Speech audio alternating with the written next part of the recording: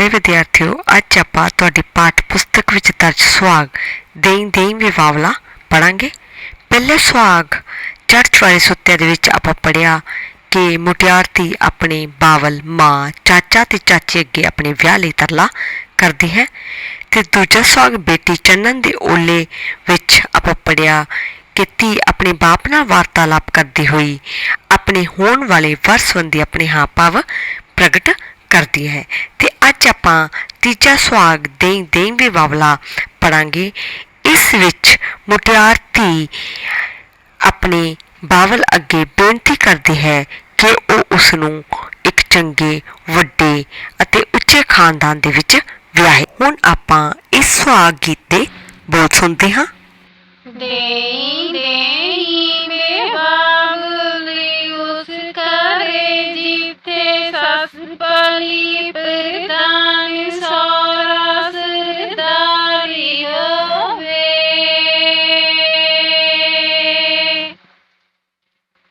डापीड़ा बैंदी सामने बेमथे कदे ना पांदी बट वाव तेरा पुण्य होवे। पुण्य होवे तेरा दान होवे तेरा होवेगा बड़ा जस वाव तेरा पुण्य होवे। इन्हां सत्तरां विच मुटियार कुड़ी अपने बावल नूं कहंदी है कि वो उसनूं अजिहे घर विच विआह के भेजे जिथे सस बहुत भली ते कोड़मे दी मन्नी परमन्नी प्रधान होवे ते सौरा इलाके दा रज्जा पुज्जा सरदार होवे। उसदी सस सुभाਅ वजों इन्नी चंगी होवे कि जे वो पीड़ा ढा के उसदे सामने बैठे तां वो कदे भी मत्थे वट ना पावे, भाव कदे भी उसदा बुरा ना मनावे। मुटियार धी कहंदी है कि जेकर वो उसनूं अजिहे घर विच विआहेगा तां उसदा वड्डा पुण्य होवेगा ते उसदा वड्डा दान समझिया जावेगा। इस दे नाल ही सारे शरीकां ते रिश्तेदारां दे विच भी उसदी वडियाई होवेगी कि उसने अपनी धी नूं इन्ने उच्चे ते वड्डे जिहड़े खानदान है उस विच विआहिया है। देई देई वे बावली उस करे जिथे सस दे सा बालड़े पुत एक मंगिए एक व्याहिए। बे मैं शादियां बेखा नित बावल तेरा पुण्य होवे। पुण्य होवे तेरा दान होवे तेरा होवेगा बड़ा जस वाव तेरा पुण्य होवे। इन्हां सत्तरां राਹੀਂ मुटियार धी अपने बावल नूं कहंदी है कि वो उसनूं विआह के अजिहे घर ਤੋਰੇ जिथे सस दे बहुत सारे पुੱਤ होण ਤਾਂ ਜੋ ਉਹ ਸਹੁਰੇ ਘਰ ਜਾ ਕੇ ਇੱਕ ਦਿਓਰ ਨੂੰ ਮੰਗ ਕੇ ਵਿਆਹ ਦੇਵੇ ਤੇ ਫਿਰ ਦੂਜੇ ਨੂੰ ਵਿਆਹੁਣ ਲਈ ਮੰਗ ਲਵੇ। ਇਸ ਤਰ੍ਹਾਂ ਉਹ ਉੱਥੇ ਜਾ ਕੇ ਦਿਓਰਾਂ ਨੂੰ ਮੰਗਣ ਤੇ ਵਿਆਹੁਣ ਦੇ ਕੰਮਾਂ ਵਿੱਚ ਰੁੱਝੀ ਹੋਈ ਹਰ ਰੋਜ਼ ਖੁਸ਼ੀਆਂ ਮਨਾਉਂਦੀ ਰਹੇ। ਤੇ ਧੀ ਆਪਣੇ ਬਾਵਲ ਨੂੰ ਕਹਿੰਦੀ ਹੈ ਕਿ ਜੇਕਰ ਉਸਦਾ ਬਾਵਲ ਉਸਨੂੰ ਅਜਿਹੇ ਘਰ ਵਿੱਚ ਵਿਆਹੇਗਾ ਤਾਂ ਇਹ ਉਸਦਾ ਬਹੁਤ ਵੱਡਾ ਪੁੰਨ ਹੋਵੇਗਾ ਤੇ ਉਸਦਾ ਬਹੁਤ ਵੱਡਾ ਦਾਨ ਮੰਨਿਆ ਜਾਵੇਗਾ ਤੇ ਇਸ ਦੇ ਨਾਲ ਹੀ ਉਸਦੇ ਸਾਰੇ ਸ਼ਰੀਕਾਂ ਅਤੇ ਰਿਸ਼ਤੇਦਾਰਾਂ ਵਿੱਚ ਬਹੁਤ ਵਡਿਆਈ ਹੋਵੇਗੀ ਜਿਸ ਨੇ ਆਪਣੀ ਧੀ ਨੂੰ ਇੱਕ ਅਜਿਹੇ ਉੱਚੇ ਖਾਨਦਾਨ ਦੇ ਵਿੱਚ ਵਿਆਹਿਆ ਹੈ ਜਿੱਥੇ ਉਸਦੀ ਧੀ ਦੀ ਜ਼ਿੰਦਗੀ ਖੁਸ਼ੀਆਂ ਦੇ ਨਾਲ ਭਰੀ ਹੋਈ ਹੈ। ਦੇਈ ਦੇਈ ਵੇ ਬਾਵਲੀ ਉਸ ਘਰੇ ਜਿਥੇ ਬੂਰੀਆਂ ਚੋਟੀਆਂ 60 ਇੱਕ ਰਿੜਕਾ ਇੱਕ ਜ਼ਮਾਈ ਸਾ। ਬੇ ਮੇਰਾ ਚਾਟੀਆਂ ਦੇ ਵਿੱਚ ਹੱਥ ਬਾਵਲ ਤੇਰਾ ਪੁੰਨੀ ਹੋ।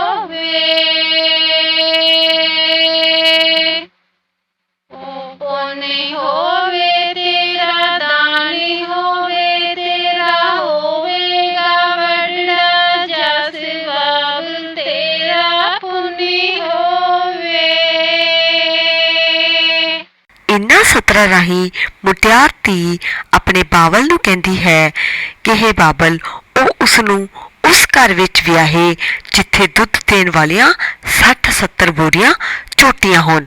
ਉਸ ਨੂੰ ਇੱਕ ਦਾ ਦੁੱਧ ਰਿੜਕਦਿਆਂ ਤੇ ਦੂਜੀ ਦਾ ਜਮਾਉਂਦਿਆਂ ਬਾਰੀ ਨਾ ਆਉਂਦੀ ਹੋਵੇ ਤੇ ਇਸ ਤਰ੍ਹਾਂ ਉਸ ਦਾ ਹੱਥ ਹਰ ਵੇਲੇ ਚਾਟੀਆਂ ਵਿੱਚ ਰਹੇ, ਭਾਵ ਉਹ ਹਰ ਰੋਜ਼ ਦੁੱਧ ਰਿੜਕਦੀ ਤੇ ਮੱਖਣ ਕੱਢਦੀ ਰਹੇ।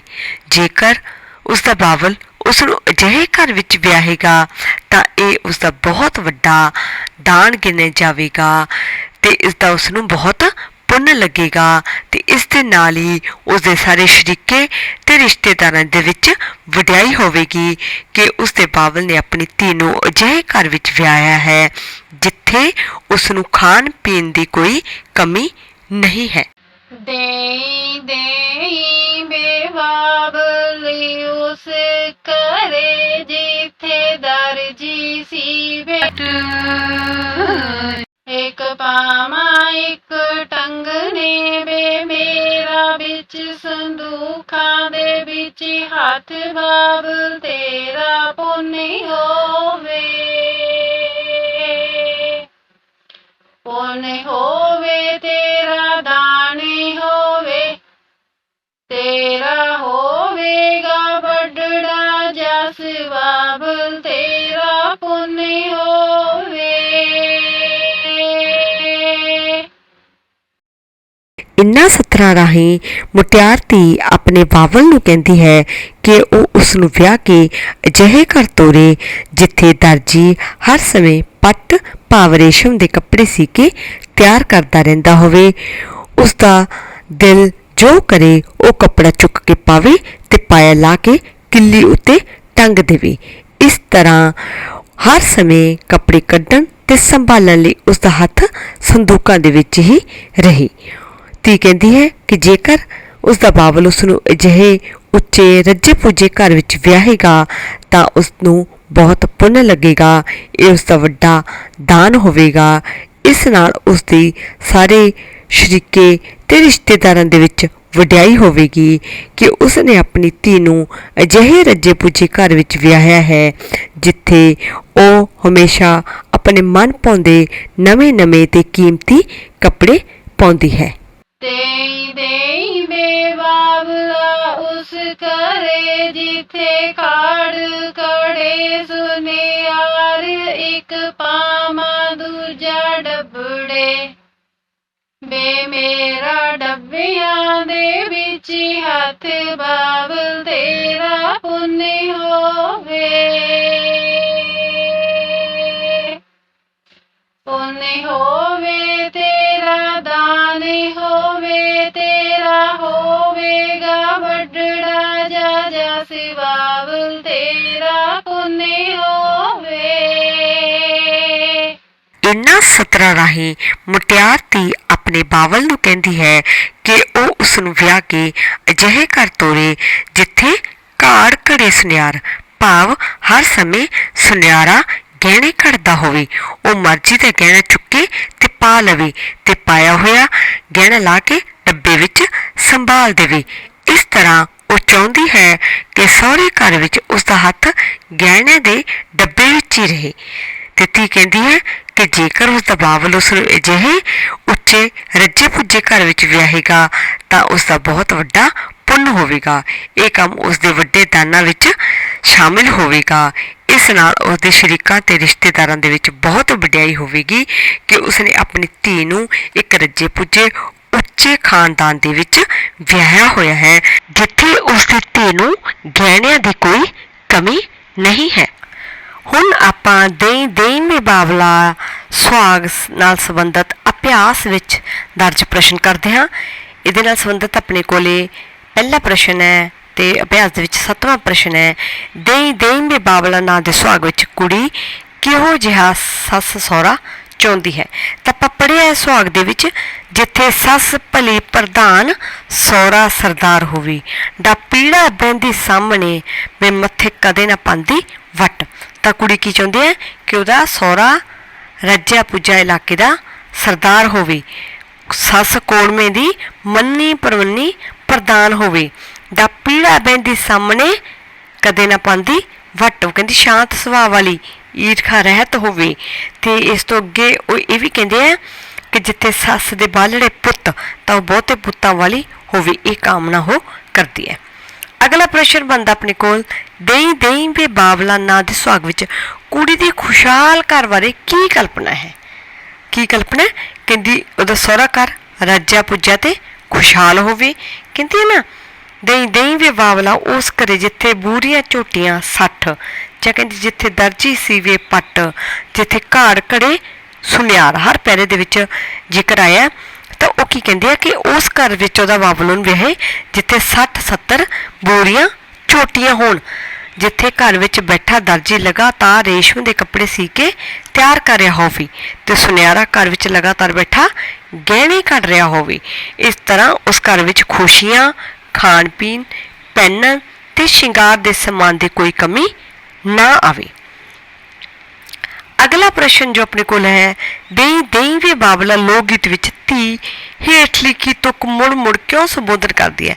ਤੇਰਾ ਹੋਵੇਗਾ ਵੱਡੜਾ ਜਸ ਬਾਬਲ ਤੇਰਾ ਪੁੰਨ ਹੋਵੇ। ਇਹ ਕਿਉਂ ਸੰਬੋਧਨ ਕਰਦੀ ਹੈ ਵਾਰ-ਵਾਰ? ਤੇ ਬਾਬਲ ਨੂੰ ਉਸਦੇ ਫਰਜ਼ ਬਾਰੇ ਚੇਤਨ ਕਰਦੀ ਹੈ ਕਿ ਉਹ ਉਸਦੇ ਭਾਵਨਾਵਾਂ ਦਾ ਖਿਆਲ ਰੱਖ ਕੇ ਉਸ ਲਈ ਰੱਜਿਆ ਪੁੱਜਿਆ ਤੇ ਖੁਸ਼ਹਾਲ ਘਰ ਲੱਭੇ। ਇਸ ਨਾਲ ਉਸ ਨੂੰ ਵੱਡਾ ਪੁੰਨ ਲੱਗੇਗਾ। ਜਸ ਹੁੰਦਾ ਬੇਟਾ ਵਡਿਆਈ, ਤੇ ਸ਼ਰੀਕਾਂ ਤੇ ਰਿਸ਼ਤੇਦਾਰਾਂ ਦੇ ਵਿੱਚ ਉਸਦੀ ਵਡਿਆਈ ਹੋਵੇਗੀ ਕਿ ਉਸਨੇ ਆਪਣੀ ਧੀ ਨੂੰ ਇੱਕ ਰੱਜੇ ਪੁੱਜੇ ਖੁਸ਼ਹਾਲ ਪਰਿਵਾਰ ਦੇ ਵਿੱਚ ਵਿਆਹਿਆ ਹੈ।